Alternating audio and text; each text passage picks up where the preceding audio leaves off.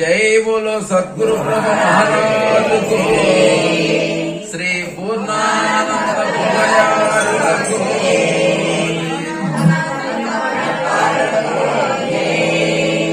इंदुगल भक्त मंडली की गुरु पीठमुनకు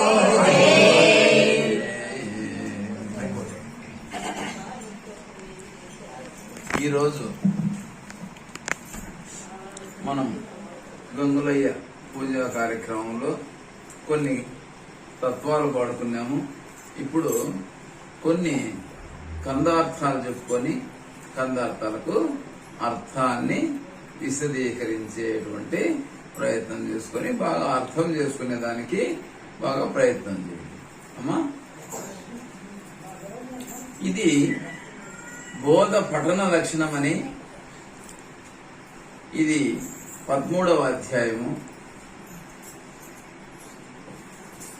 నా మాట లెస్స వినుమా, నా మాట లెస్స వినుమా, సామాన్యం వనుచు చూడ జనదీ బోధన్, ప్రేమాతిశయమునంగనే వేమారిది గురుని నోట వినవాలే సుమ్మి, నిత్యము చదువు కొనవాలే నమ్మి,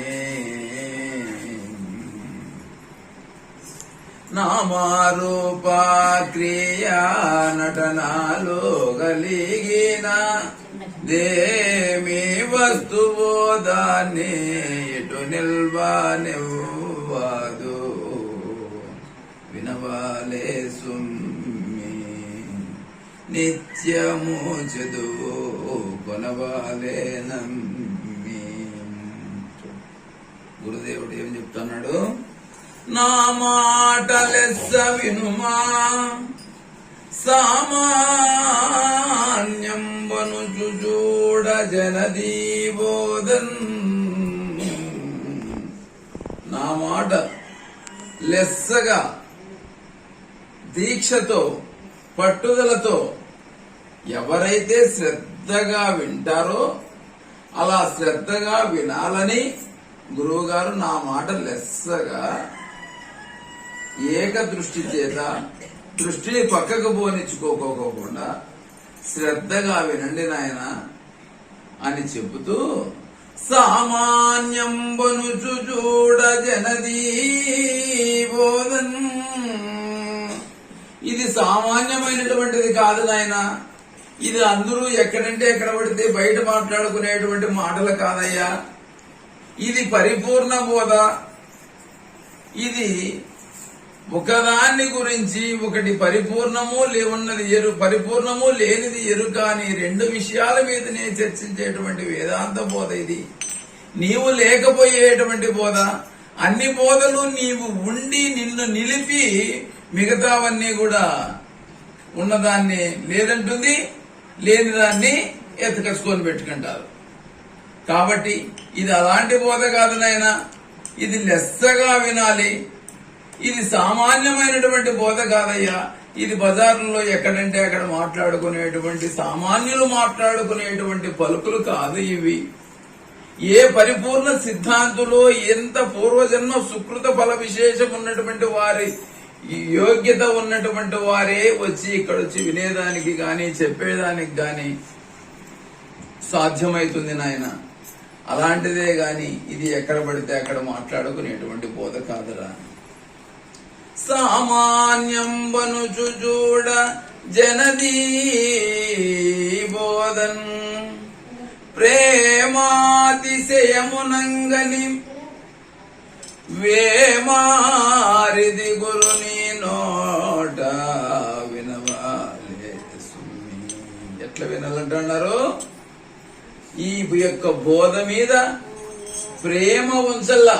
ముఖ్యమైన పాయింట్, మనం ఇక్కడికి రావాలంటే, ఏడొచ్చు కూర్చోవాలంటే, మనం అర్ధరాత్రి వరకు తెల్లవార్లు మనం మేలుకొని నిద్ర మేలుకొని మనం ఇది వినాలంటే దీని మీద మామూలుగా ప్రేమ లేకపోతే వినేదానికి అవుతుందా?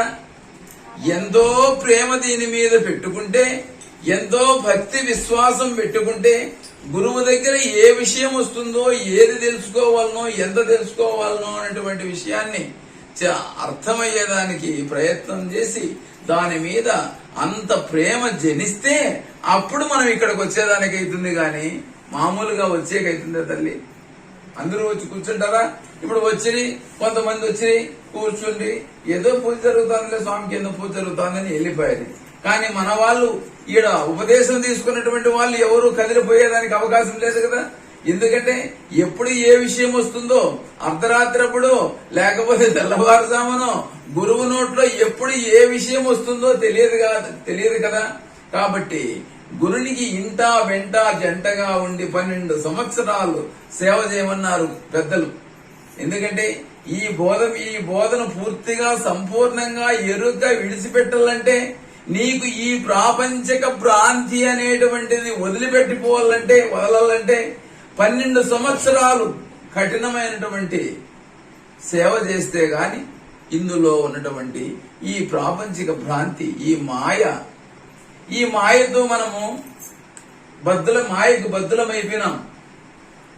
అంతా మాయే, నీ కంటికి కనిపిస్తా ఉండేది అంతా మాయే, నువ్వు చేస్తా ఉండేది మాయే, నువ్వు వింటా ఉండేది మాయే, నువ్వు కంటా ఉండేది మాయే, అన్నీ మాయతో కూడుకున్నటువంటివే. కాబట్టి ఈ మాయ మనల్ని ఇడిసిపెట్టి ఈ ప్రాపంచక భ్రాంతి తొలగిపోవాలంటే మనము గురువు గారికి ఎన్నేళ్ళు సేవ చేయాలా? 12 సంవత్సరాలు సేవ చేస్తే గాని ఇది తొలగిపోదంట. ఈ ఎరుక చేష్టలు ఎందుకంటే అనేక కోట్ల జన్మల వల్ల అనేక కోట్ల జన్మాని ఆత్మజ్ఞానం చ లభ్యతే, ఆత్మజ్ఞానం అనంతాని లభ్యతే పూర్ణబోధత అన్నారు కదా. మరి అనేక కోట్ల జన్మల వల్ల అనేక కోట్ల జన్మలలో యుగ యుగాలలోన నరనరాలకు బాగా ఈ ప్రాపంచిక భ్రాంతి అనేటువంటిది నాది నాది నేను నాది అనేటువంటి విషయము బాగా, అందుకే కదా నాటుకుపోయింది.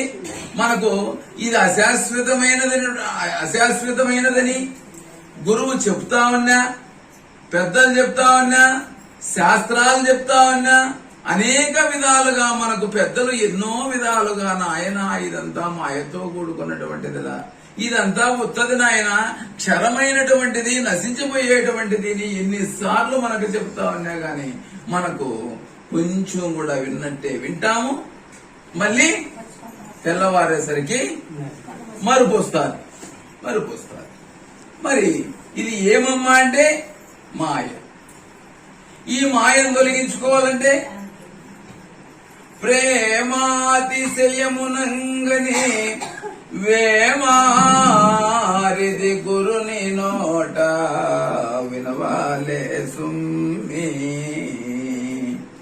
ఈ మాయను తొలగించుకోవాలంటే ఏం చేయాలి? ఇప్పుడు ప్రేమాతిశయమునంగని, ప్రేమతో సంపూర్ణమైనటువంటి విశ్వాసంతో నా గురుదేవుడు, ప్రాణం ఉన్నటువంటి దేవుడు, నా గురువు చెప్పేటువంటి మాటలను నేను వినాలి, ఆ విన్న మాటలతో నా జన్మను తరింపజేసుకోవాలనేటువంటి కుతూహలం ఎప్పుడైతే మనలో ప్రవేశిస్తుందో, అమ్మ నువ్వు మాట్లాడద్దు, నువ్వు సైకిల్ చేయద్దు, నాకు డిస్టర్బెన్స్ అవుతాను, నాకేం పర్వాలేదు, బాగుంటాను, నువ్వు గమ్మనుండు కొంచెం సేపు, నాకు బోధ పక్కకి వెళ్ళిపోతాను, కాబట్టి కొంచెం సేపు గమ్మనుండు.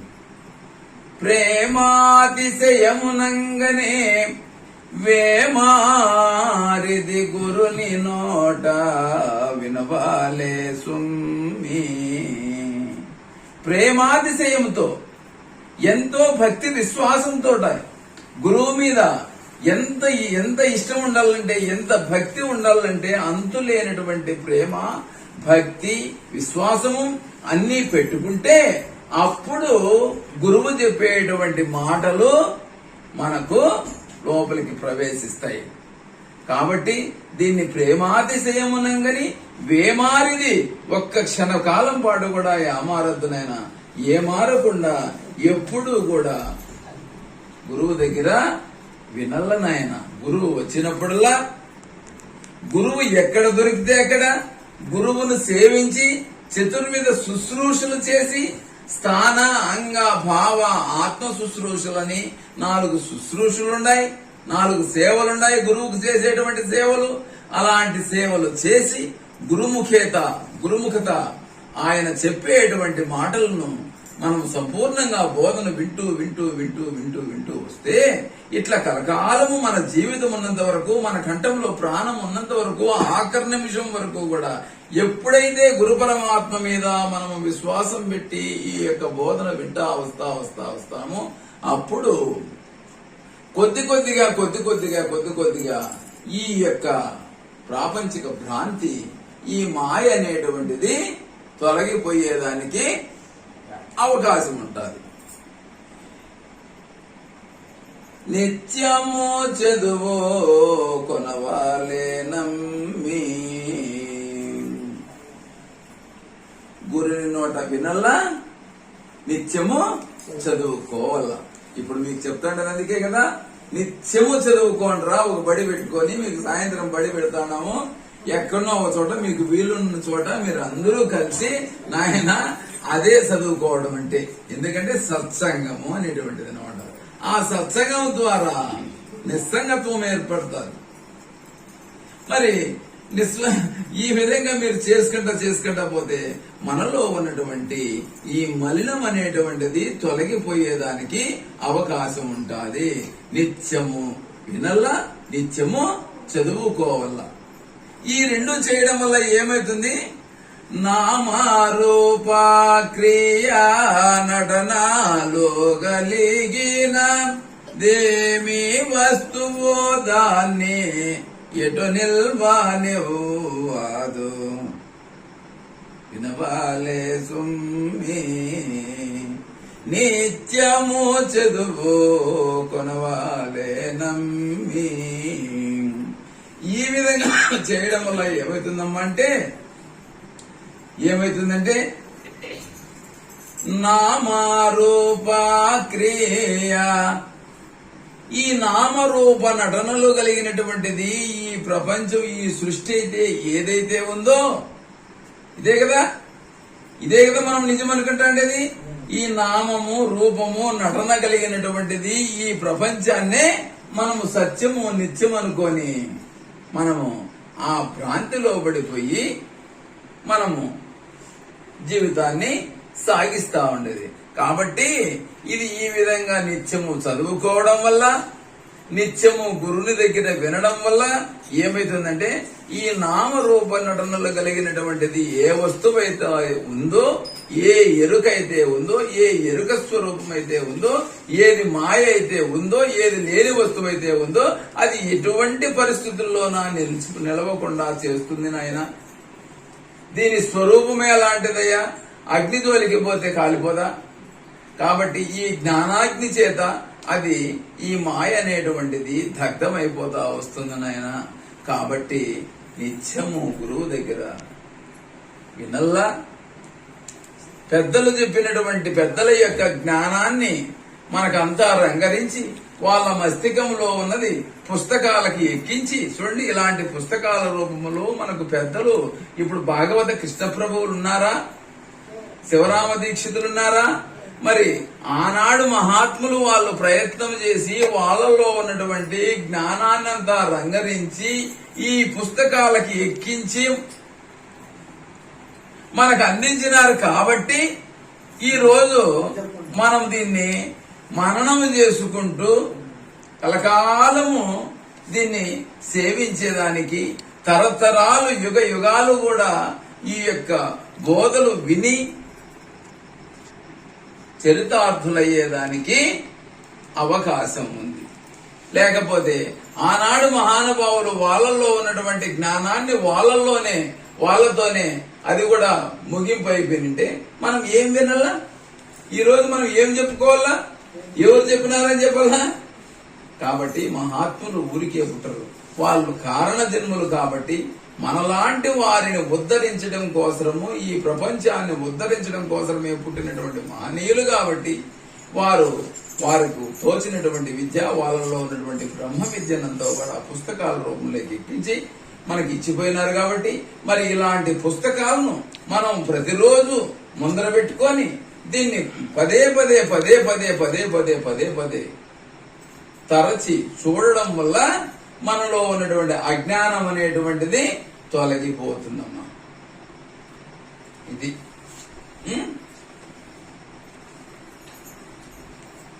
రెండవ, నే మొదట నిన్ను కనుగొని ఏ ముక్కలు నీదు చెవులో విడిసినో నీవా ముక్కల మూడింటిని ఏ మాత్రము మరువకుండా ఈ బోధనిస్తే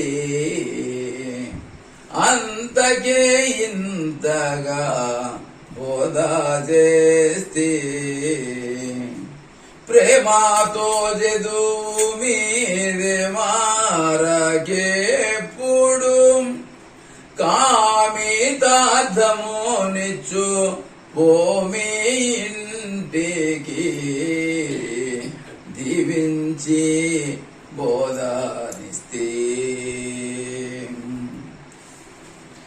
ఏ ముక్కలు నేనే మొదట నిన్ను కనుగొని ఏ ముక్కలు నీదు చెవులో విడిస్తునో. చూడండి, నిన్ను మీరు శిష్యులుగా చేరినప్పుడు, నాయన శిష్య, నీవు నా దగ్గరికి వచ్చినప్పుడు నీ యొక్క విషయాన్నంతా నేను తెలుసుకొని నీవు ఈ బోధకు అర్హుడా అనర్హుడా, దీన్ని నిలబెట్టుకుంటావా లేదా, దీన్ని మరి భావితరాలకు కూడా వినిపించేటువంటి శక్తి నీలో ఉందా, మరి ఈ ప్రాపంచిక ఈ మాయను తట్టుకొని నిలబడేటువంటి శక్తి మనకే ఎక్కువగా పరీక్షలు కూడా వస్తూ ఉంటాయి తల్లి. ఈ యొక్క కొంచెం చిన్న చిన్నవి ఏంటో వచ్చేసరికి అయ్యో స్వామి నాకు ఇట్లా అయిపోయాయి స్వామి, అట్లా అయిపోయాయి స్వామి, ఇది మామూలే తల్లి. ఇది ప్రారంధ కర్మ. ఇది ఆగామి సంచిత ప్రారంధ కర్మలు అనేటువంటివి 3 రకాలుగా వస్తా ఉంటాయమ్మా. ఎట్లా? సంచిత కర్మ. సంచితం అంటే పూర్వజన్మలో చేసుకున్నటువంటిది, పూర్వజన్మలో చేసుకున్నటువంటిది దండిగా సంచులు అయ్యేంత మనము దండిగా కర్మను సంపాదించుకొని తెచ్చుకున్నాం.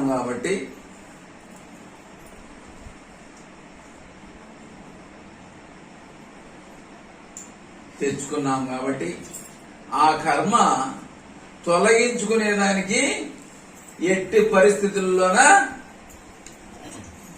ఆగామి సంచిత కర్మ.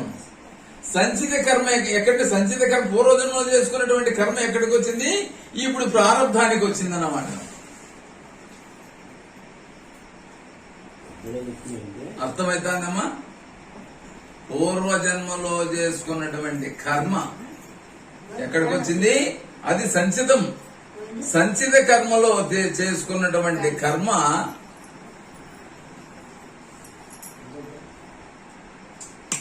సంచిత కర్మలో పూర్వజన్మలో చేసుకున్నటువంటి కర్మ దట్టమైనటువంటిది. కాబట్టి ఆ జన్మ యొక్క ఫలితాలే ఇక్కడ మనం, అంటే ఇప్పుడు ఒక బాణం ఉందనుకోండి, ఆ బాణాన్ని పట్టి వదిలినాడు అనుకోండి, దాన్ని వెనక్కి తీసుకునేకైతుందా?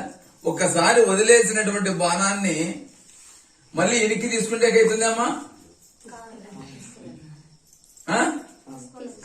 ఇల్లులో నుంచి వెళ్ళిపోయినటువంటి బాణము మళ్ళీ దాన్ని వెనక్కి తీసుకునేకైతుందా?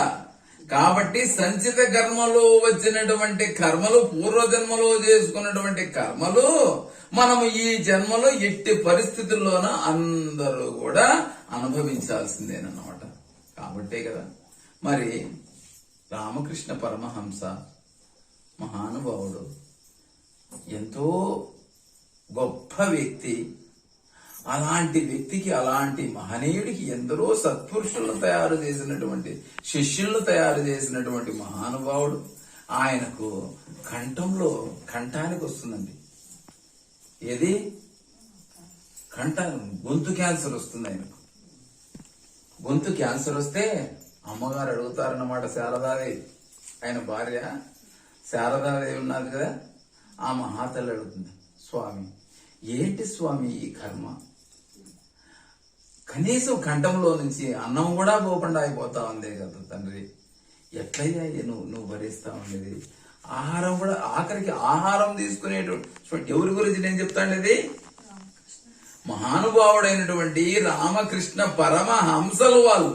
పరమహంస అంటే ఏంది, పాలను వేరుగా నీళ్లను వేరు చేసి పాలను మాత్రమే తీసుకోగలిగినటువంటిది హంస అంటే ఈ యొక్క ప్రపంచంలో ఈ సృష్టిలో అలాంటి పేరు కలిగినటువంటి మహనీయులంటే అంతంటే చెడునంతా పక్కకు తీసేసి ఏది సుకృతమో ఏది మంచిదో ఏ విషయం అయితే సచ్చిదానంద స్వరూపంగా వెలుగుతాందో ఆ స్వరూపాన్నే మాత్రమే తీసుకునేటువంటి మహనీయులు ఈ పరమహంసలు అన్నమాట.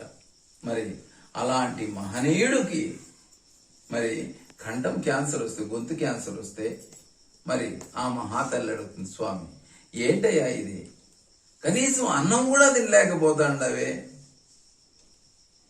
మరి ఏమని చెప్పుకోవాలి మన కర్మకు అని అంటే ఆయన చెప్తాడు, సార్ అమ్మ నేను తినకపోతేనేమి, నాలాంటి గొంతులు ఎన్ని తింటాడే అన్నం. చూడండి, ఆ మహానుభావుడు సర్వజీవరాశులలో అందరిలోన తన స్వరూపాన్ని చూసుకున్నాడు కాబట్టి నా కోసమేనా ఇది సృష్టించిండేది ఈ అన్నాన్ని. ఒకవేళ ఈ తనువు పడిపోతే ఇంకా రేపు ఇంక వేరే ఈ తనువులన్నీ తినలేదా, మరి అందరూ తింటాడారు కదా, అన్ని కంఠాలలో కూడా ఆహారాన్ని తీసుకుంటున్నారు కదా, మరి నేను తినకపోతేనేమి శారదా అని చెప్తాడు అన్నమాట ఆ మహానుభావుడు. మరి అంతటి మహానుభావులను కూడా ఈ కర్మ సంచిత కర్మం అనేటువంటిది ఎవరిని ఇడిచిపెట్టదన్నమాట.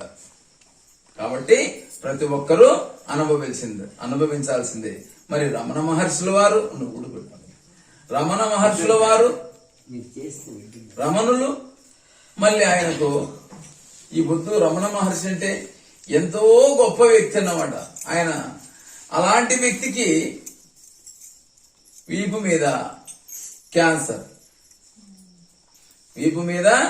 క్యాన్సర్, ఆ క్యాన్సర్ గడ్డ వచ్చి దాంట్లో చీము రక్తము కారుతా ఉంటే ఆ చీము రక్తము నాకునేకి కుక్కలు ఎప్పుడు ఆయన వెనకమ్మడి 10 కుక్కలు ఉండేవి. ఆయన చెల్లించేవాడు కాదు. మరి వీళ్ళు గురువులు కదా, వీళ్ళకి రాకూడదు కదా అని లోకం ఏమనుకుంటుంది, వీళ్ళు గురువులు కదా, మరి ఇన్ని చెప్తాడారే, మరి వీళ్ళకి ఎందుకు వచ్చినాయి ఇలాంటి కష్టాలంటే, ఎవరికైనా గాని కర్మ ఫలితాలు ఉంటే, ఎందుకంటే అనేక కోట్ల జన్మలలో వచ్చినటువంటి జన్మలు కదా ఇవి, అనేక కోట్ల జన్మలలో వచ్చినటువంటి జన్మలలో ఏదో ఏ జన్మలో ఏ పాపమో ఏదో మరి ఏ యొక్క దేని ప్రభావమో ఎవరికీ తెలియడం లేదు. మరి అలాంటి మహనీయుడికి నేను చెప్తాండేది పెద్ద జగద్గురువులుగా వెలుగొందినటువంటి మహనీయుల చరిత్రల గురించి చెప్తాండేది. మరి అలాంటి మహానుభావులే ఇంత కష్టం పడితే ఇంకా మరి మామూలు సామాన్యులందరూ కూడా చిన్న చిన్న కష్టాలకే ఇబ్బందులు పడిపోయి నాకు అది వచ్చింది నాకు ఇది వచ్చింది అంటే ఎవరికైనా వస్తుంది. ఇది పాంచభౌతిక దేహం కాబట్టి, రక్త మాంసాలతో కూడుకున్నటువంటి దేహం కాబట్టి, మలమూత్రాలతో ఉన్నటువంటి రొచ్చు కొంప కాబట్టి దీనికి ఏమైనా రావచ్చు పోవచ్చు. దీన్ని ఆలోచించాల్సిన అవసరమే ఎంతవరకు ఉంటే అంతవరకు గట్టి అంతే. కానీ అది ఉన్నంత లోపలనే ఏది తత్వమో ఏది నిజమో ఏది సత్యమో ఏది అసత్యమో ఏది ఇడిచిపెట్టాలో ఏది పట్టుకోవాలనేటువంటి విషయాన్ని ఈ దేహం ఈ మానవ దేహం ఉన్నంతలోపే తెలుసుకోవాలన్నమాట. ఇది గాని ఈ యొక్క అవకాశం గాని కొద్ది అవకాశం గాని మిస్ చేసుకున్నాం అనుకోండి, మళ్ళీ ఈ మానవ దేహమే, ఎందుకంటే మహోత్కృష్టమైన 84 లక్షల జీవరాశులలోకెల్లా మానవ జన్మ జ్ఞానమైనటువంటి జన్మము కాబట్టి ఈ జ్ఞానము చేతనే దైవాన్ని ఆలోచించేటువంటి శక్తి ఉంది. మరి ఈ శక్తి ఈ మానవ ఉపాధిని గాని పోగొట్టుకొని ఈ యొక్క, ఎందుకంటే మమాత్మ అన్ని జీవరాశులలో ఉండేది నువ్వే, నీ స్వరూపమే.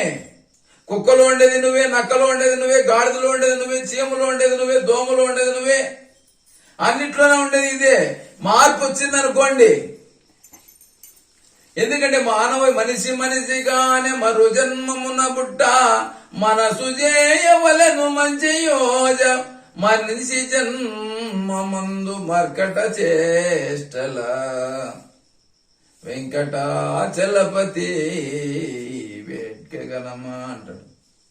పోని మనిషిగానే మళ్ళా మరుజన్మంలోనైనా పుట్టి ఏదో సాధిద్దామని అనుకుంటే మరి మళ్ళీ మానవ జన్మనే సంపాదించుకోవాలంటే ఈడు మనిషి చేయవలసినటువంటి చేష్టలైనా చేస్తే ఈడు మానవుడిగానైనా జన్మిస్తాడేమో గాని మనిషిగానే మరు జన్మమున బుట్ట మనస్సు ఇంట్లో ఉండేటువంటి మనస్సు ఏం చేయాల మంచి యోజ మనిషి జన్మమందు మర్కట చేష్టల కోతి చేష్టలు చేసుకుంటా కూర్చుంటే మనిషి జన్మం ఎత్తి మానవ జన్మను సంపాదించుకొని వచ్చి మానవ దేహాన్ని సంపాదించుకొని వచ్చి ఎన్నో కోట్ల జన్మల యొక్క ప్రయత్నం వలన ఎన్నో జన్మల యొక్క కష్ట ఫలితము చేత ఈ మానవ దేహాన్ని సంపాదించుకొని వచ్చి ఇక్కడికి వచ్చి మళ్ళీ భ్రాంతిలో పడిపోయి మళ్ళా నాది ఏందో ఇది ఈ మాయ అయితే నాకైతే అర్థం కాదు. ఎంత చెప్పినా కానీ అర్థం చేసుకోరు. ఈ శిష్యవర్గం కూడా కొంతమంది ఎందుకో మరి పీకల్లో చుట్టూ వరకు మునిగిపోయింటారు. కొంతవరకైనా గురుపాదం పట్టినాం. గురువు ఏం చెప్తాడు? నిజాన్ని అయ్యా చెప్తా ఉండేది. నిజము చెప్తా ఉండేది. అయ్యా నీ జీవితం ఇంతే, ఎప్పటికైనా పోయేదే, ఇది నిజం. పోయేది నిజం కాదా? వచ్చిండేది ఎంత నిజమో పోయేది అంతే నిజం. కాబట్టి ఎందుకురా కొట్టుకొని చేస్తాండవు? కొట్టి మిట్టాడు చచ్చిపోతాండవే. మరి ఎవర్రా నీ కొడుకు? ఎవర్రా? ఎవరు నీ పెన్లాం? ఎవరు నీ బిడ్డలు? ఎవరు నీ సంసారం? ఏది? ఎక్కడి నుంచి వచ్చింది? ఏంది ఇది వ్యవహారం అంతా? కొంచెమైనా గాని గురుపాదం పట్టిన దానికి పెద్దల యొక్క వాక్యాలను, పెద్దల యొక్క తత్వాన్ని మనం కొంచెమైనా తెలుసుకున్నందుకు, కొంచెమైనా గాని మనకు నరాలలోకి ఎక్కకపోతే ఇంకెక్కడికి పోయి ఎప్పుడు తెలుసుకుంటావు? గురుపాదం పట్టినప్పుడే, సాక్షాత్తు పరమశివ స్వరూపమైనటువంటి గురుపాదం పట్టినప్పుడే నీవు పరమశివుడే నీకు ఆ స్వరూపంలో వచ్చి గురువు బోధిస్తా ఉంటే, ఇంత బోధ చేస్తా ఉంటే అహర్నిశాదులు రాత్రింబవళ్ళు అరిసి మొత్తుకొని నాయనా రక్షింపబడండి, మీ జన్మలు రక్షించుకోండి. ఏమీ లేదు, అంతా ఉత్తదే. మరి మన అమ్మా నాయన గారు ఉన్నారా? వాళ్ళు బ్రహ్మపని లేదా? ఎక్కడున్నప్ప మన మాదిరి ఇప్పుడు మనం బ్రహ్మపనిట్టు, మన బిడ్డల మీద బ్రహ్మపనిట్టు వాళ్ళు బ్రహ్మపని లేదా? మళ్ళీ వాళ్ళు ఇడిచిపెట్టేసి వెళ్ళిపోలేదా? మనం పోయేటప్పుడు ఏమన్నా బాధపడినా వాడు ఇడిచిపెట్టాడు. అజ్ఞానంగా ఒకవేళ బాధపడినా, అజ్ఞానంతో కూడుకొని బాధపడినా కానీ వాడు మాత్రము ఇడిచిపెట్టే ప్రసక్తి లేదు. కాబట్టి ఎంతో విలువైనటువంటి మానవ దేహాన్ని సంపాదించుకొని వచ్చి నాయన ఈ యొక్క మానవ జన్మలో నీవు కోతిగా వ్యవహరిస్తే, కోతింటే ఎంత విచిత్రమైనటువంటిది. మరి కోతి యొక్క ఆలోచనలు, కోతి యొక్క చేష్టలు మనలేకొస్తే మనం ఇప్పుడు చేస్తున్నటువంటి కోతి చేష్టలే కాక పిల్లలు చేసేటువంటి పనులు కదా. మరి ఏది నిజమో ఏది సత్యమో దాన్ని మర్చిపోయి దాన్ని పక్కన పెట్టేసి ఈ యొక్క తాపత్రయాలతోటి మనము రౌండ్ తిరుగుతూ భ్రాంతి చక్రమందు బందివై తిరుగుచుండుటంతే తరుగులేదు. భావమచలమైన బంధం మొదలగును వెంకటాచలపతి వేట్కెగనుమా భ్రాంతి చక్రమందు బందివై తిరిగిన నీవు భ్రాంతి చక్రంలో తగులుకొని ఆ సట్రంలో తిరుక్కొని నీవు ఏమంటే ఆ భ్రాంతి అనేటువంటిది ఒక చక్రం అన్నమాట, కాల చక్రం. అది తిరుగుతూనే ఉంటుంది అన్నమాట. ఎక్కడ దీనికి పులి స్టాపు? ఇప్పుడు ఎన్ని జన్మలు ఎత్తుకొని వచ్చినావు? అనేక కోట్లు. ఈ మానవ జన్మను సంపాదించుకోవడం కోసమే ఎన్ని కోట్ల జన్మలు ఎత్తినారంటున్నారు పెద్దలు. అంతర్ముఖావధానులైనటువంటి మహాత్ములు ఏం చెప్తున్నారయ్యా అంటే, అనేక కోట్ల జన్మాని ఆత్మజ్ఞానంచలభ్యతే. ఆత్మజ్ఞానం రావాలంటే కనీసం ఈ మానవ దేహాన్ని సంపాదించుకోవడం వృధాగా చూడు, వ్యయ ప్రయాసం ఊరికి ఎంతో కష్టపడి సంపాదించుకొని వచ్చినటువంటి సంపాదనను మరి మళ్ళీ ఇక్కడికి వచ్చి నా బిడ్డలు నీ బిడ్డలు ఎక్కడ ఉంటారు? హాయిగా ఉంటారు, వాళ్ళు బ్రతుకుంటారు. మనం ఏం చేసేది ఏమీ లేదు. మనం చేయాల్సినటువంటి కార్యక్రమం మనం చేయాల్సిందే. మనము పట్టుకూడు కోసం చేసిందే. వాడైనా కష్టపడాల్సిందే, మనమైనా కష్టపడాల్సిందే. ఎవరు ఎక్కడ పోయినా దీంట్లో నుంచి బయటపడడం కోసమే, ఈ యొక్క భ్రాంతిలో నుంచి బయటపడడం కోసమే, దీనికి మందు ఇచ్చేదానికోసమే గురుదేవుడు ఏం రోగానికి మంది ఇచ్చేకి వచ్చినట్టు ఇప్పుడు గురువు ఏం రోగానికి మంది ఇస్తాడది? భవరోగానికి, చావు పుట్టుకలు లేనటువంటి రోగానికి మందించేదానికి వచ్చినాడు గురువు. మరి ఈ మందు తీసుకుంటే మరి కొంచెము ఫలితం ఉంటుంది. అట్లు కాకోకుండా ఎంతో విలువతో కూడుకున్నటువంటి మానవ దేహాన్ని వృధాగా గడిపేసేసి భ్రాంతిలో తిరిగి అది నాది, ఇది నాది, అది కావాలి, ఇది కావాలి, ఇది కావాలి, ఇది కావాలి, ఎన్నో ఎత్తుకొచ్చుకొని పెట్టుకుంటుంది. ఇది కావలసిన మా గంగలమ్మ చెప్పి సాయంత్రం, నా స్వామి నాకు 4 మనవరాళ్ళు స్వామి,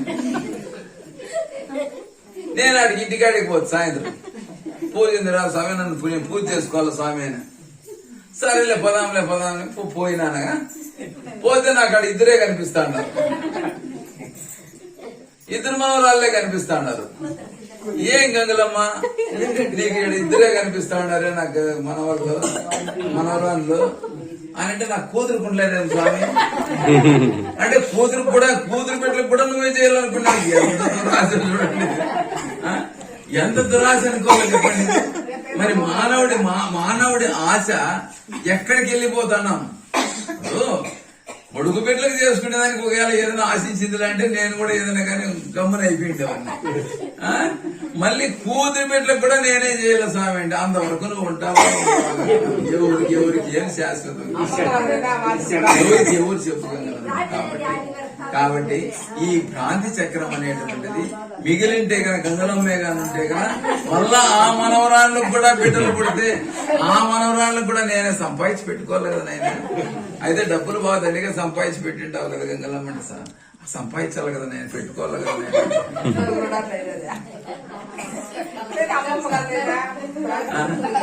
ఆయమ్మ ఒకటే కాదు, ఆయమ్మనే మీరు నవ్వుతాడారేమో, అందరిలో ఉండే గుణం ఇదే. ఆయమ్మ బయటపడి చెప్పింది, మనం బయటపడి చెప్పలేదంటే అంతే.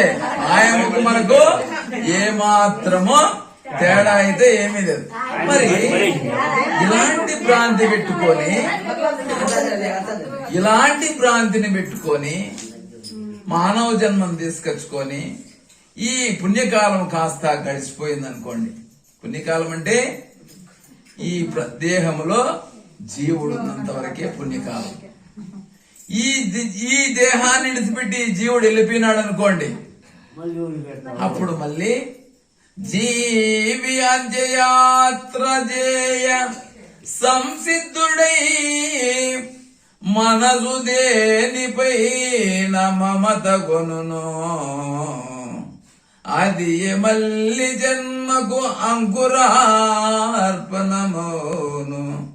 వెంకటాచలపతి వేట్కెగను. ఆ మహానుభావుడు ఇలాంటి పద్యాలు ఎన్నో రాసినాడు. ఆ మహానుభావుని కూడా మనం ఈ చల్లని సమయంలో ఆయన కూడా ఒకసారి మనం వందనాలు పెట్టుకొని, ఎందుకంటే ఆయన పద్యాలను ఆయన యొక్క సూత్రాలను మనం పదే పదే మనం కూడా చెప్పుకుంటున్నాం కాబట్టి ఆ మహనీయుడికి కూడా ఒకసారి నమస్కారం పెట్టుకుంది. జై బోలో సద్గురు దొండవాగు వెంకటాచార్యులకు. జీవి అంత్యయాత్ర జేయ సంసిద్ధుడై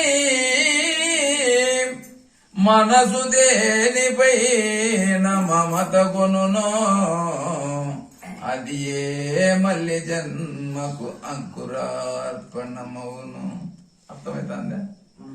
జీవి అంత్యయా ప్రాణి ప్రయాణ కాలానికి ఈ ప్రాణి, ఈ జీవుడు, ఇందులో ఉన్నటువంటి వాడు ఆ సమయానికి, ప్రాణి ప్రయాణ కాల సమయానికి ఈ దేహాన్ని ఇడిసిపెట్టేదానికి ఎప్పుడు పోతుందో తెలియదు. క్షణభంగురం ఇది, నీటి బుడగ వంటిది.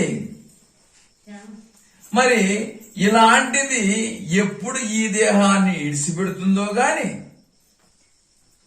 అలాంటి సమయంలో మనస్సు ఈ జీవి ప్రాణి ప్రయాణ కాలానికి దేనిపైనైతే మనస్సు లగ్నం చేస్తుందో, గాఢంగా ఏ వస్తువునైతే ప్రేమిస్తుందో, ఒకడు కుక్కను పెంచుకో అంటాడు, ఒకడు నక్కను పెంచుకో అంటాడు, ఒకడు రకరకాలైనటువంటి జంతుజాలాదులను పెంచుకుంటారు అనుకోండి. మరి మేము పెంచుకుంటున్నాం కదా అని చెప్పేసి దాని మీద మనసు పెట్టుకుని మనం ప్రాణాన్ని గాని వదిలిపెట్టినాం అనుకోండి, ఏమైపోతాం?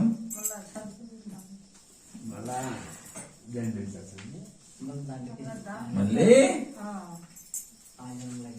కుక్కను పెట్టుకుంటాడు ఒకడు, నాకొక్కే ఏమైపోయాను ఇంటికాడి నుంచి గిడిచిపెట్టేసిపోయినాడు అనుకోండి, ఎక్కడో పోయినాడు, నాకొక్కే వాడి మనసు అంతా ఇంటికి. అది మా ఎంగట్టున్నప్పు మాదిరి కోళ్ళు, 3 కోళ్ళు తెల్ల కోళ్ళు పెట్టుకున్నాడు. ఆ తెల్ల కోళ్ళు ఎక్కడ పోయినా గానీ నేను అదే కదా చెప్తాను, ఎక్కడున్నప్పుడు పిచ్చి ఈ తెల్ల కోళ్ళని పెట్టుకొని ఎప్పుడు చూసినా నా కోళ్ళు స్వామి నేను వెళ్ళిపోవాలి, రాత్రి 8 నుంచి వెళ్ళిపోయాను, నా కోళ్ళకి టైం అయిపోయింది, మేము పోయింది ఇంటికాడ. మంచి భోజనం పెట్టినాడు పాపం. ఆయన మంచి భోజనం పెట్టి కొంచెం కూర్చోవచ్చు కదా మనం వాళ్ళ ఇంట్లో, కొంచెం సేపు అన్న కూర్చోకుండా స్వామి నా కోళ్ళకి టైం అయిపోయింది, మేపేయాలి. మరి ఇదేంటి ఈ చిత్రం? మరి ఇట్లాంటి భ్రాంతి అన్నమాట. ఈ భ్రాంతి ఏది మీదైతే భూమి మీద పెట్టుకున్నావా, చెట్టు మీద ఎందుకంటే 84 లక్షల జీవరాశులున్నాయి ఈ సృష్టిలో. అందుకే నీ మనస్సు ఒక్క క్షణము కూడా నీ మాట వినడం లేదు. నిలకడుందా గంగలమ్మ? ఎవరికైనా నిలకడుందా? అది గమ్మునున్నా కూడా నీకు గుర్తుకు లేనివి కూడా అదే గుర్తుకు తెచ్చుకుంటుంది. నీకు అవసరం ఉండే విషయమే అది ముందుకు తెచ్చిపెట్టుకోదు. నీకు అవసరం ఉండేది, అవసరం లేనిది నీవు ఎప్పుడు చూడండి, నీవు ఎప్పుడు వినంది కూడా. ఎందుకంటే అంత సృష్టి ఉంది, ఇది ఇంత విశాలమైనటువంటి సృష్టి. ఇది సృష్టి మొత్తం అంతా అన్నిట్లో అన్ని జీవరాశుల్లో ఉన్నటువంటిది అదే కాబట్టి, నువ్వే కాబట్టి అన్నిట్లోకి వెళ్ళిపోతున్నది, అన్నింటినీ ఎత్తకచ్చుకొని పెట్టుకుంటా ఉంటుంది. మరి అలాంటి ఎత్తకచ్చుకుండేటువంటిది ఒకవేళ ప్రాణి ప్రయాణ కాలం సిద్ధమైనప్పుడు, సంసిద్ధంగా తయారుగా ఉన్నప్పుడు, ఆ టైములో అదే భ్రాంతి చక్రమందు బందివై తిరిగిన తిరుగుచుండుటంత తరుగులేదు, భావమచలమైన బంధము తొలగును. ఎట్లా నీ చరిత్ర, నీలో ఉన్నటువంటి భ్రాంతి తిరుగుతూ ఎప్పుడు ఏదో ఒకదాన్ని సంకల్పించుకుంటానే ఉంటుంది.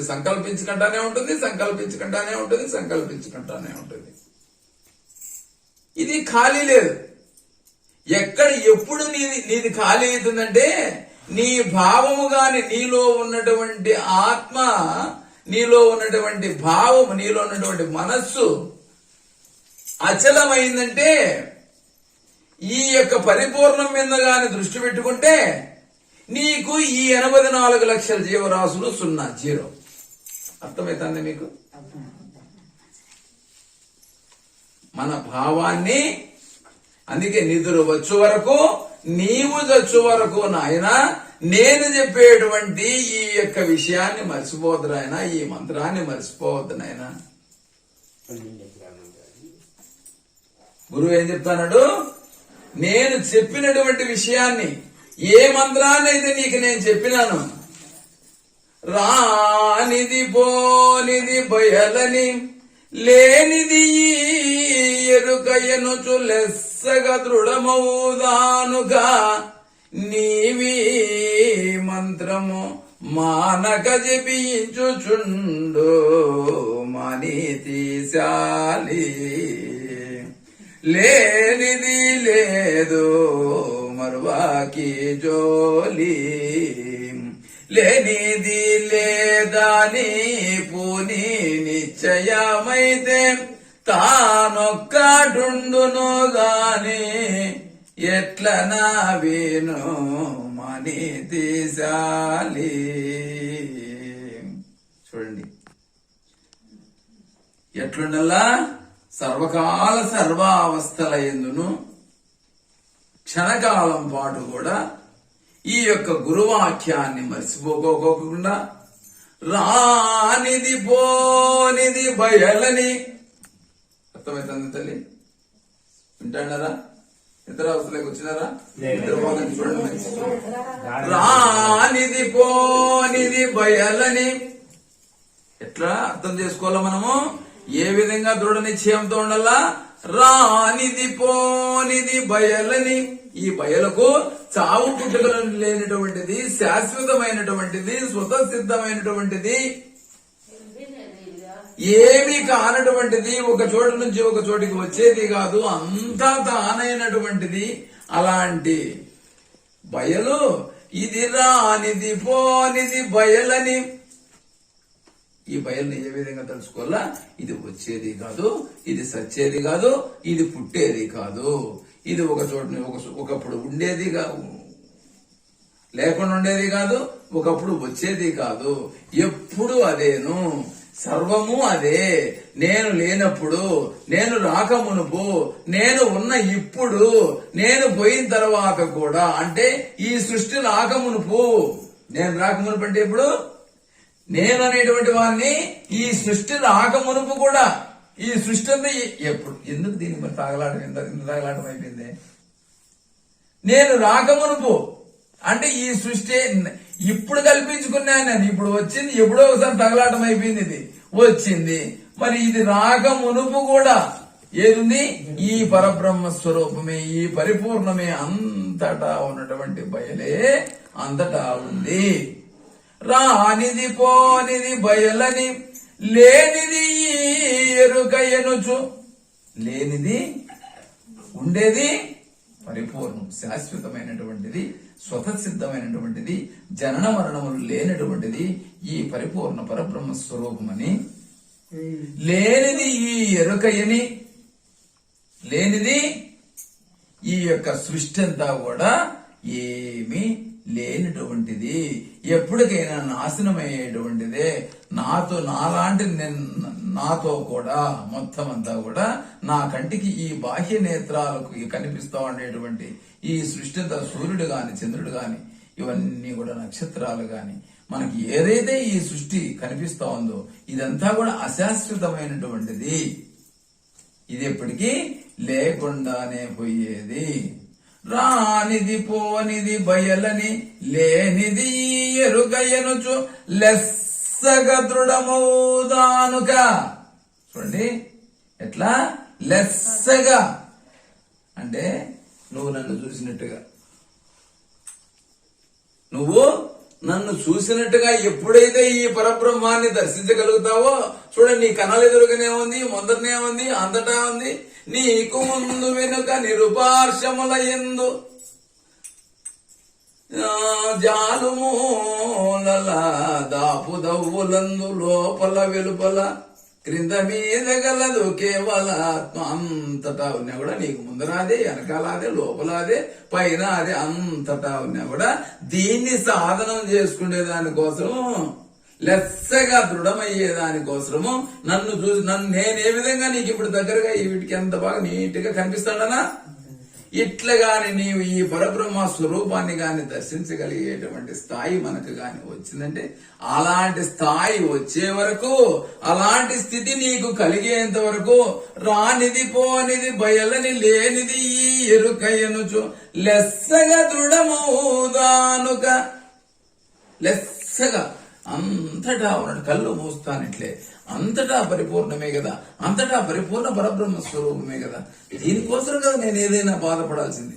దీన్ని నేను ఏదైనా కానీ కొంచెం సేపు ధ్యానం చేసుకోలేకపోతే, దీని మీద మనసు పెట్టుకోలేకపోతే నేను బాధపడాల గాని అశాశ్వతమైన దానికోసమా నేను బాధపడుతూ ఉండేది. లేని దానికోసం, పోయే దానికోసం, నశ్వరమైనటువంటి దాన్ని, నాశనం అయ్యేటువంటి నీది కాని వస్తువు కోసం. నీది ఈ సృష్టిలో ఏది లేదు, నీది కాదు కాబట్టే నీ విడిచిపెట్టిపోవాల్సింది. ఇందిరాగాంధీనే పోవాల్సిందే, రాజీవ్ గాంధీ అయినా పోవాల్సిందే, వాళ్ళ తాత అయినా పోవాల్సిందే, ఇంకా వాళ్ళ ముత్తాతలైనా అందరూ వెళ్ళిపోయిన అందరూ కూడా ఎవరేం లేదు. ఎవరైనా గాని ఇడిచిపెట్టేసి రాజులైనా, చక్రవర్తులైనా, మంత్రులైనా, ఎంతటి వాడైనా గాని, ఎప్పుడైనా గాని ఈ యొక్క స్థానాన్ని ఖాళీ చేయాల్సిందేను. ఎందుకంటే ఇది నీది కాదు కాబట్టి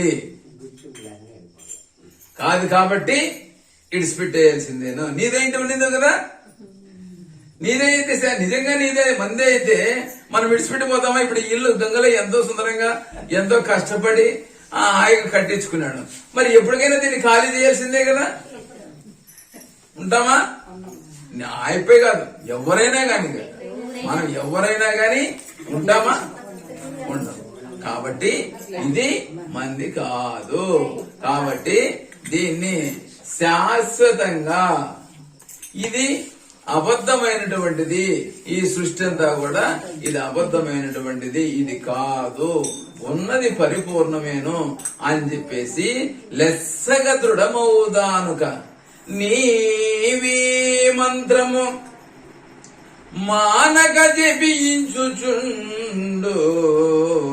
మనీతిశాలి. నీవి మంత్రాన్ని, నాయన నేను ఒక మంత్రాన్ని చెప్పినాను, నేను 2 మంత్రాలు చెప్పినాయన. ఒకటి ద్వాదశాక్షరి, 2 షోడశాక్షరి, ఒకటి పంచదశాక్షరి అనేటువంటి మంత్రాలు. దాన్ని మనం పక్కన పెట్టినాం. దీన్ని ఈ యొక్క మంత్రాలు ఏదైతే మొదటి మంత్రం ఏదైతే ఉందో, ద్వాదశాక్షరి మంత్రం ఏదైతే ఉందో, నాయన ఇది లెస్సగా దృఢమయ్యేంత వరకు కూడా ఈ యొక్క మంత్రాన్ని, నేను చెప్పినటువంటి మంత్రాన్ని ఎప్పుడు నిత్యము స్మరించుకుంటా ఉండు నాయన. ఒక క్షణకాలం పాటు కూడా ఈ మంత్రాన్ని యామారొద్దురా. యామారినావో నీకు ప్రమాదం నాయన. మళ్ళీ ఈ మాయ వచ్చి కప్పేస్తుంది నాయన. కాబట్టి ఎప్పుడు ఉన్నదాన్ని గురుదేవుడు ఏ మంత్రాన్ని అయితే చెప్పినాడో అలా మంత్రాన్ని నీవు సర్వకాల సర్వావస్థల యందును తలుచుకుంటా ఉండు నాయన అని.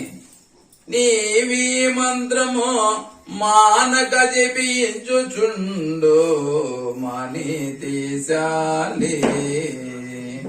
లేనిది లేదు మరువాకి జోలి. లేనిది లేనే లేదు నాయన.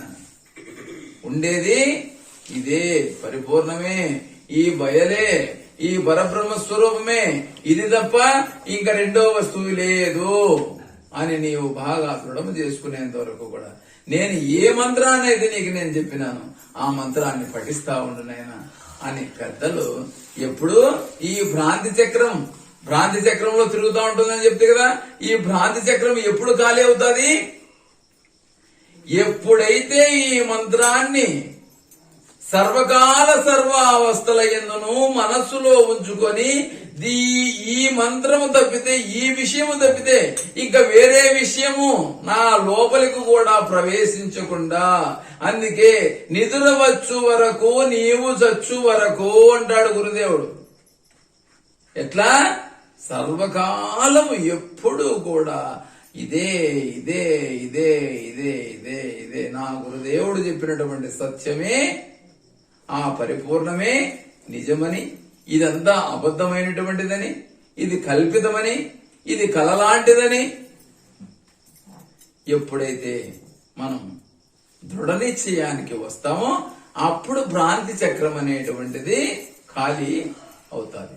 లేకపోతే భ్రాంతిలో గాని కోరకపోయినామనుకో, భ్రాంతిలో మనం కోరకపోయినామనుకోండి, ఎప్పుడో గాని ఈ జీవి అంత్యయాత్ర జీవి ప్రాణి ప్రయాణ కాలానికి సంసిద్ధంగా తయారయ్యి ఉన్నప్పుడు ఈ జీవుడు దీన్ని ఇడిచిపెట్టేసినాడు అనుకోండి, అప్పుడు ఆ టైములో ఈ దేహాన్ని జీవుడు ఇడిచిపెట్టే సమయానికి ఇది దేని మీద మనసు పెట్టుకోందో ఆ జీవిలోకి ఇది చేరిపోయి ఈ మహత్తరమైనటువంటి మానవ జన్మను మళ్ళీ కుక్కలేకో, నక్కలేకో, పశువులు లేకో అనేకమైనటువంటి ఎన్నో జీవరాశులు ఉన్నాయి కాబట్టి, 84 లక్షల జీవరాశులు ఉన్నాయి కాబట్టి, మరి అలాంటి 84 లక్షల జీవరాశులలో ఏ జన్మనో ఒక జన్మను ఇది ఆవహించుకుంటుంది అనమాట, దాంట్లోకి ప్రవేశం చేస్తారనమాట. అట్లా ఇప్పుడు మనకి ఏం చెప్పుకుంటున్నాము? నే మొదట నిన్ను కనుగొని ఏ ముక్కలు నీదు చెవులో విమిడిస్తున్నా, నీవా ముక్కల మూడింటిని ఏ మాత్రము మరువకుండా ఈ బోధనేస్తే, అంతకే ఇంతగా బోధ చేస్తే, ప్రేమతో జదువు మీదే మారగేప్పుడు, కామిదార్థము నిచ్చు పోమి ఇంటికి,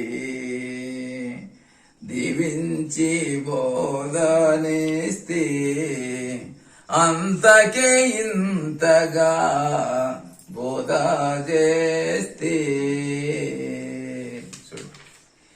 ఏ నే మొదట నిన్ను కనుగొని, మొట్టమొదట నాయన నీవు ఈ బోధకు అర్హత సాధిస్తావా లేదా, సరిపోతావా లేదా, నీలో ఎంత మాత్రం భక్తి విశ్వాసము దీని మీద ఉంది, దీన్ని నిలబెట్టుకుంటావా నిలబెట్టుకోలేవా అని చెప్పి నేను ఆలోచన చేసి, ఏ ముక్కలనైతే ఆ రోజు నీకు బ్రహ్మోపదేశం చేసే రోజు ఏ ముక్కలనైతే నీ చెవులో ఇమిడించి ఏ ముక్కలు నీ చెవులో ఇమిడిస్తున్నా, గురుదేవుడు ఏం చెప్పినాడు? ఏ విషయాన్నైతే మంత్రోపదేశం చేసేటప్పుడు కుడి కర్ణములో మంత్రాలను చెప్పి వదిలిపెడతాడు కదా, మరి అలాంటి మంత్రాలను ఏ ముక్కలనైతే ఏ ముక్కలు మూడింటిని నీ చెవిలో ఇమిడిస్తునో, నీవా ముక్కలు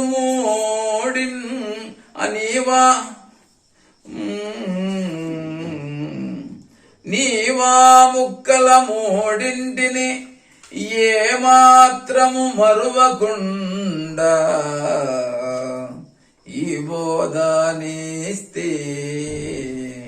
నాయన ఇంత బోధ ఎందుకు చేస్తానంటే, నాయన నీవు అప్పుడు చెప్పినటువంటి మంత్రాలు ఏవైతే ఉన్నాయో, ఏ మంత్రాలనైతే నీకు మంత్ర సారాన్ని అయితే నీకు చెప్పినాను, ఏది సత్యమైతే ఏది నిత్యమైతే దాని గురించి చెప్పినాను, మరి దాన్ని మర్చిపోకుండా ఉండడం కోసమే నీకింతగా బోధ చేస్తా ఉన్నాను నాయన.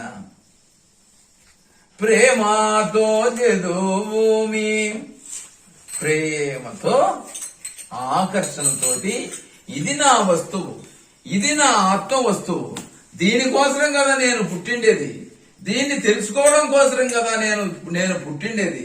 ఇది తెలుసుకోకపోతే నా జన్మ వ్యర్థం కదా అని ఈ ప్రేమ పెట్టుకోవాల గాని ఎట్లా ఇది తెలుసుకోలేకపోతే నా జన్మమే వ్యర్థమని, నాకు అవసరం లేదు, విలువైనటువంటి నా జన్మం అంతా వ్యర్థం అయిపోతుంది, నేను పుట్టి కూడా ప్రయోజనము లేదని అనుకోవాలన్నమాట. కాబట్టి ప్రేమతో చదువుమి దేమారాకెప్పుడు, ప్రేమతో చదువు, ఇష్టంతో భక్తితో నా జన్మం నేను తరింపజేసుకోవాలనేటువంటి ఇష్టంతో నీవు ఇప్పుడు చదువుకోనైనా ఏమారద్దయ్యా. ఏమారినావంటే ప్రమాదం పొంచి ఉంది, మాయ కప్పేస్తుంది నాయన. ఆ మాయ చేత మళ్ళీ అనేక జన్మలకు కారణమైపోతావు. కాబట్టి కామితార్థము నిచ్చు పోమి ఇంటికి దీవించి.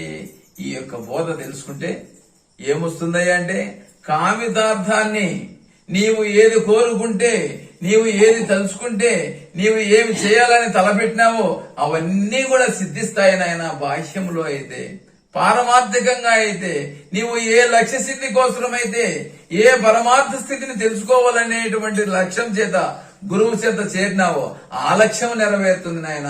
ప్రాపంచికంగా అయితే అదో ఇలాంటి నీవు ఏవైతే నీకు ఏ కష్టము నష్టము లేకుండా నీవు ఎప్పుడైతే సర్వకాల సర్వావస్థల ఎందునో ఈ యొక్క బోధ మీద, ఆ గురు పరమాత్మ మీద, ఆ సద్గురు దేవుని మీద మనసు పెట్టుకుంటే, ప్రాపంచికంగా అయితే ఇవన్నీ కూడా నీకు నెరవేరుతాయి. పారమార్థికంగా అయితే అదో నీవు ఏ లక్ష్య సిద్ధితో అయితే గురువు దగ్గరికి వచ్చినావో, ఏ జన్మనైతే తరింపజేసుకోవాలనేటువంటి ఉద్దేశంతో నువ్వు గురువు దగ్గరికి వచ్చినావు, మరి ఈ సిద్ధి నెరవేరుతుంది నాయనా. పో మీ ఇంటికి. దీవించి బోధనిస్తే అందుకే అంతకే ఇంతగా బోధ చేస్తే. గంట అయిందా? 3 నిమిషాలు తక్కువ ఉంది.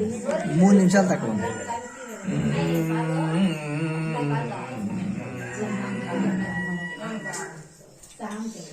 అన్నము తిన్నను నాగలి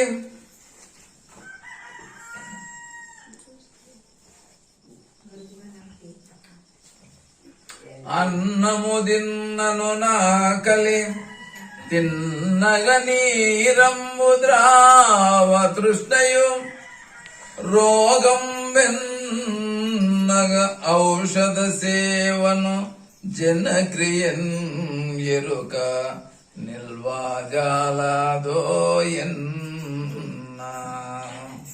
ఈ బోధని చెవులతో విన్నా, కన్నులతో చూచి కడముట్ట చదివిన, నిన్నెన్నటికీ ఎదుట నిలచుండి కనుగోన జలదోయన్నా. ఈ బోధని చెవులతో విన్నా. చూడండి గురుదేవుడు ఏం చెప్తున్నాడు. అన్నము తిన్నను ఆకలి. అన్నం తింటే ఆకలి, అన్నం తింటే ఏమైతుంది? ఆకలి అవుతుందా? ఆకలి తీరినట్టుగాను, అన్నం తింటే ఆకలి తీరినట్టుగాను, తిన్నగ నీరమ్ము ద్రావ తృష్ణయు. నీరు తాగినాం అనుకోండి, నీళ్లు తాగితే దాహం తగ్గినట్టు, రోగం వెన్నగ ఔషధ సేవను, రోగానికి మందు తీసుకుంటే ఏమైతుంది? రోగం తగ్గినట్టుగాను, జన్న క్రియన్ ఎరుక నిల్వజాలదోయన్న. ఈ జన్మను తీసుకున్నటువంటి ఏదైతే ఎరుకైతే ఉందో ఇది ఏమాత్రమో నిలసదు నాయన. ఎట్టి పరిస్థితుల్లోన ఈ విధంగా నీవు చేసుకుంటా వస్తాయి. ఈ బోధని చెవులతో విన్నా.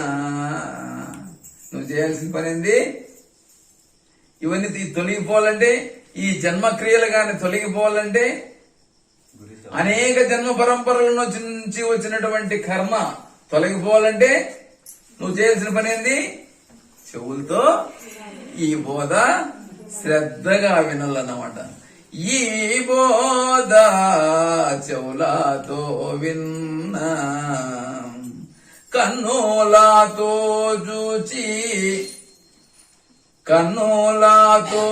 చూచి కడముట్ట చదివినా, నిన్నెన్నడికి ఎదుట నిలాచుండి కనుగోన జలాదోయన్న. ఈ బోధని చెవులతో విన్నా.